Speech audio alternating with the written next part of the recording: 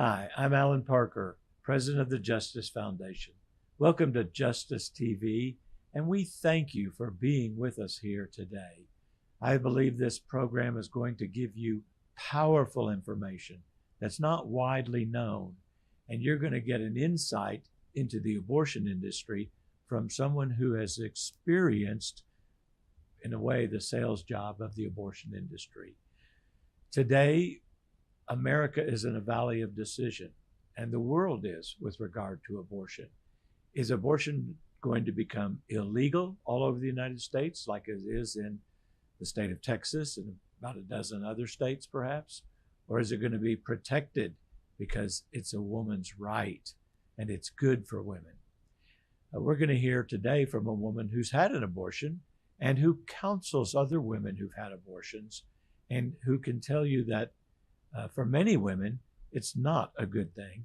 In fact, even Justice Ginsburg of the United States Supreme Court said that abortion is a difficult and painful decision for most women. And we're going to talk, well, why is it difficult? Why is it hard? Because it's not just removing a piece of tissue, part of the woman's body, it's removing another human being. And even those who may not agree with that say it's a potential life. But the evidence, the science, and the women's testimony show it's a human being. Our guest today is Lavette Vassar. She is a woman who's experienced abortion herself, and she works in the abortion recovery department of CareNet. And CareNet is a nationwide network of pregnancy help centers that help women. So welcome, and thank you for being on our program today, Lavette. So happy to be here. Well, Lavette, tell us a little bit about what you do at CareNet. Well, I've been given the great opportunity. I used to work at a pregnancy resource center, Hope Pregnancy Center, for 10 plus years doing post-abortive care. And so God has taught me so much that I've been given an opportunity to go to CareNet and share it nationally. So Jill Marquise and myself, we walk alongside pregnancy centers, individuals, and churches and help them organize an abortion recovery program, an abundant one, so they can reach other women and men who hurt from past abortions. Thank you for everything you do. What got you into the abortion recovery movement? Well, that's hilarious because I always think about I accepted Christ as my Savior, and I thought the next thing is to go help women at the pregnancy center. And I didn't know that day I was going to be helping myself. Went to the pregnancy center thinking I have so much to tell. And the director asked, have you ever had an abortion? And for some crazy reason, I admitted to not just one abortion, but to both of them. And I thought, why did you ever do that? And so she asked, she said, well, have you ever received healing? And I thought, no, and don't want to. You know, what happened behind closed doors, stay there. And so I was just like, I won't volunteer there. If I got to address this, I will not volunteer there. But it's funny because I know God was pursuing me. Every time I went to a function, that center director was there at every function, and she would call me out by name. Lavette, come in. And then one time she saw me and said, okay, just come in and see me. And that's where the journey started. I signed up for my abortion healing retreat weekend, and yeah, the rest is kind of like history. What's an abortion retreat weekend? Well, it is a weekend that snatched the Band-Aid completely off. Wherever you were uncomfortable, they're going to make you come face to face with those things. And for me, I was raised in a home where what happens in the house stays in the house. And that retreat weekend, Saturday morning was the morning that we had to share our story, the whole story, from childhood up until the point of your abortion. I did not want to share that. But that's when I realized I had a lot of struggles. They would always say, the ladies who facilitated the retreat weekend always laughed and said I was so angry. But now I think about it in hindsight, I was just terrified of what emotions might emerge because I haven't talked about it in so long. And so that retreat weekend, I was able to express my hurt, my anger, things I didn't understand, and have a memorial service for my two children and give them a name. That gave them an identity to our family. So you're getting healing from an abortion that you had, was it years prior, months prior? Ooh, it was years prior. I had my abortion when I was 16, and then the next one when I was 17. So I didn't receive this until I was about 30. So you carried that for 13 years plus. Yes. And I thought I was carrying it pretty well until I had to confess to my husband, who was in Iraq, that I was going to go to this retreat. And that's when I had to tell him about the abortion. And he was like, I knew it. I knew something was wrong. And I thought all this time I was lying very well. He said every time we would, have a pregnancy and go for our checkup, and the doctor asked the question, how many pregnancies? He was like, you would have a huge attitude, almost like, how dare you ask? So here all along, I thought I was hiding it. Did you tell the doctor truthfully how many pregnancies you'd had, or did you hide the abortion pregnancies? I hid the abortion. I never told the doctor truthfully. Right. Until I received my healing. And was it worth all that pain to go through the healing? To bring it up again? It was so worth it. It's funny because I always tell the story of when I got to the retreat facility, butterflies landed on me. And the ladies that was facilitating just kept saying, oh, you're going to be transformed. And all I was thinking was, please just get the butterflies off me. I had the worst headache, could not eat any of Friday night because they served us dinner, couldn't eat. Saturday morning, I remember looking at my car. And the funny thing is, a couple of weeks ago, I was cleaning out my garage and I found my journal. And in my journal, I said Saturday morning, God, I'm still here. Do whatever you're going to do. And I shared my story, and instantly my headache went away. I became hungry, and I realized how much of a hold I allowed Satan to have. And I was like, never again. Never again. If you would, could you tell our viewers what it was like as a 16-year-old girl when you find out you're pregnant and you're trying to figure out what to do? What happened then? I was terrified to tell my mom. We was already a struggling family. My father was in and out of our life. And she kind of knew I was going to get pregnant because I was kind of living a little promiscuous. And when I told her, there was no, hey, let's find a pregnancy resource center. Let's talk to someone. It was like, hey, you're going to have to get an abortion. And so the funny thing is, I had my son at 16 and I got pregnant again. And I couldn't abort him because I had an infection. And he's now, and everybody told me to abort him. Because he's going to be the typical inner city, probably gangbanger. And I'm happy to say he's a registered nurse, saving lives. And so I was like caught up in if I wouldn't have had that infection, he would have been aborted. But right after him, I got pregnant again. And my mother was like, you're not bringing any more kids into this. You're not. We went to the abortion clinic. And so because I knew what it was like to give birth, I did not want to abort at all. And I remember crying at the abortion clinic. And the nurse brought me back out to my mom and said, she keep crying. We can't do it. And that right there was God intervening. And my mother took me outside and was like, you're going to come back tomorrow and you're going to get it done with that. Don't cry. Why did you feel like it would be easier to go through pregnancy having done it once before? You said that you had you'd given birth before and you felt like you didn't want an abortion because of that. It wasn't as difficult. Yes, I was a single mom, but it wasn't as difficult as I thought it was going to be. There was resources out there. When you become a single mom, you look for the resources. I was able to get into a school program where the city paid for my education. And so I knew I could do it. I knew there was resources out there if you just did the homework. But for my mom, that wasn't optional. That So just wasn't optional. so she took you back the next day to the abortion No, clinic. actually, the next day I caught the train and went by myself. And I always laugh because Planned Parenthood never made sure I had a ride home. I went by myself. I cried in the parking lot and went upstairs to the abortion clinic. And I always say, won my Oscar. I stopped crying. And I always remember to this day what the nurse said when she did the ultrasound. Her exact words was, "She just keep on moving." And I knew that was my daughter's last fight for life.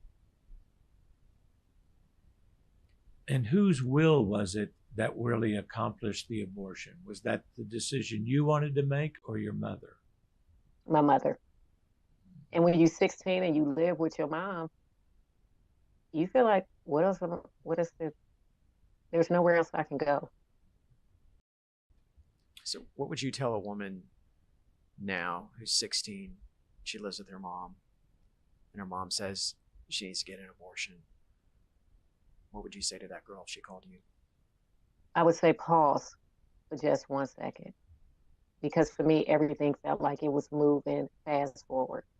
To pause, look into the resources that are available. No one told me all my options. It was just one, abortion. That was the only option. So I think the biggest thing is pause. What do you want to do? And in America, the question is, what does the girl or the woman want to do? Because a voluntary abortion may be permissible in some states, but involuntary abortion is illegal in all 50 states. And some parents go really far and say, if you don't get this abortion, I'm kicking you out of the house. And sometimes they'll say, I don't care, I've made the appointment, you're going. And today we have a Center Against Forced Abortion at the Justice Foundation because we have over 2,000 affidavits where women say they were pressured into having abortion. And pressure may not be illegal, but coercion, force, undue pressure can be illegal. And that's illegal. And we can help young girls who need someone to talk to their mother and say, it's not your choice. It's even a minor woman. It's her choice as well. How do you all help a woman in that situation if her parents or boyfriend or the boyfriend or the father of the child? How do you help women in those situations?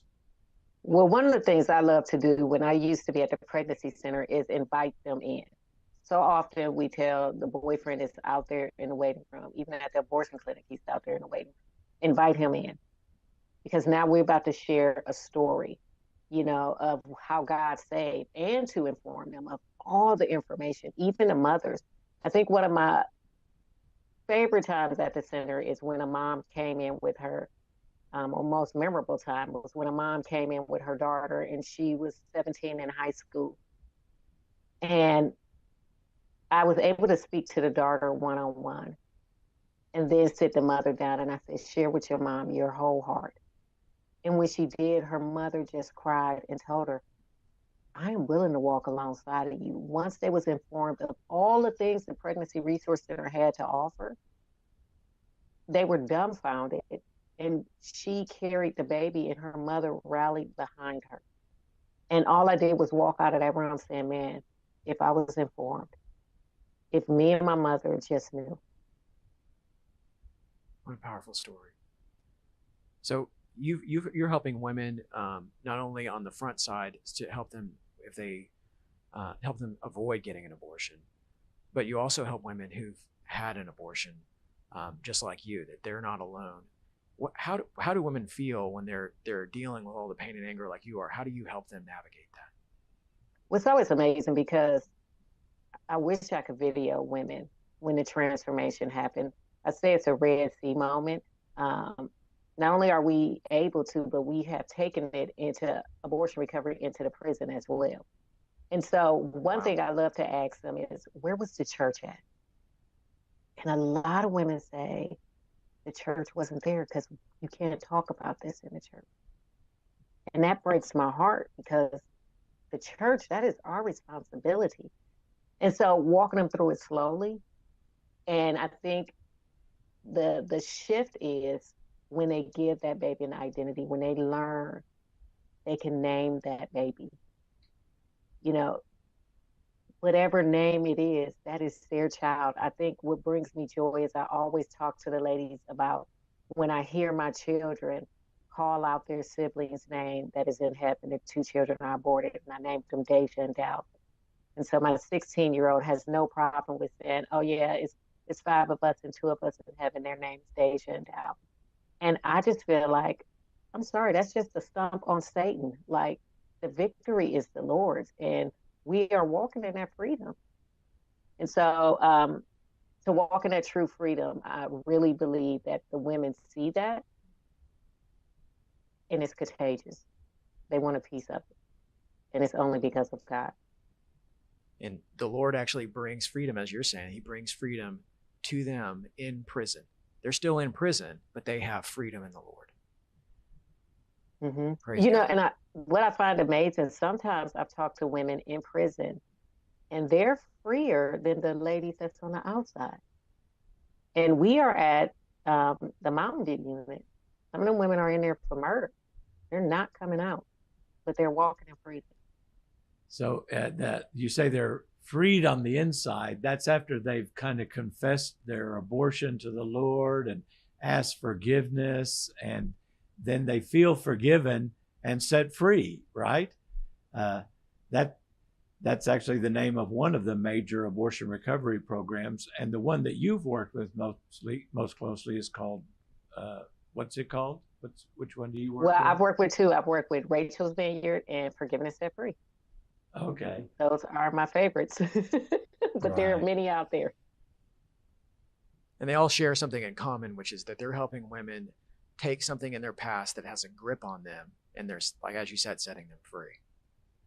So tell us, free, indeed. Amen. So you work with the Center Against Forced Abortions and provide tools that you can provide to women or parents, law enforcement officers, to let them know, to educate them that it's illegal to force anyone anywhere in the country to have an abortion.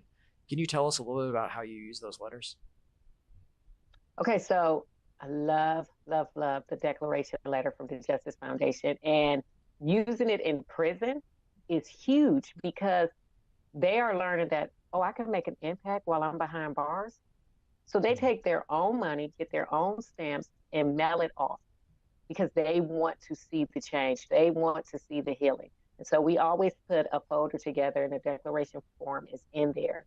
And we tell them at the end of every Bible study or retreat weekend, please fill this out so you can make a difference. And I don't know how many women in prison will sit there after the class is over. We in the middle of their graduation, eating and celebrating, but they're making sure that form gets filled out so they can make a difference. Well, thank you. Let me explain what the declaration form is that you mentioned, because the declaration form is a form that any woman can fill out if she's had an abortion and it's hurt her, to let the Supreme Court of the United States and other courts and legislatures know how painful it was.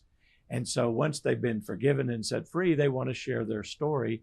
And it's a declaration of how my abortion affected me. And they fill it out and send it to the Justice Foundation. And we've used that testimony to help reverse Roe v. Wade in America so that other women won't be hurting like the women in prison are hurting. It's pretty terrible. And so we also protect the woman's identity on the declaration form. She tells us whether to use her first name, full name, or initials only. And so we protect her confidentiality, but she can also check a box that says, tell my story to the courts. And she doesn't have to go on TV and tell her story. We'll take that to the United States Supreme Court and other courts of appeals and legislatures considering whether to ban or restrict abortion. That's right. Do you think that abortion is good for women, or is it bad for women in your experience? What's your opinion based on your experience? It's bad. It's a quick fix. And then a lifelong cancer that you're carrying around with you. It seemed like the right answer. I promise you, for every young woman who's watching this, it seemed like the right answer, the one you'll run to. But when you start hearing things like, my oldest daughter always said, I wish I had an older sister. Well, she did. I aborted her. So you call it a cancer. Yes, you called it a cancer. And we're getting near the end of our program. So I want to thank you for being with us. And I want to thank you for helping heal the women of that cancer of abortion. We've talked to thousands of women here, and we've actually collected testimonies of women. They've given us the permission to. Chapter 5 of our book, Reversing Roe v. Wade by Allan Parker, has testimonies like yours of women who've been hurt by abortion in lots of different ways. Send us information that for your monthly donation, you'd like to receive a copy of this book, Reversing Roe v. Wade. Thank you for being with us, Lavette, and thank you all for watching this program today.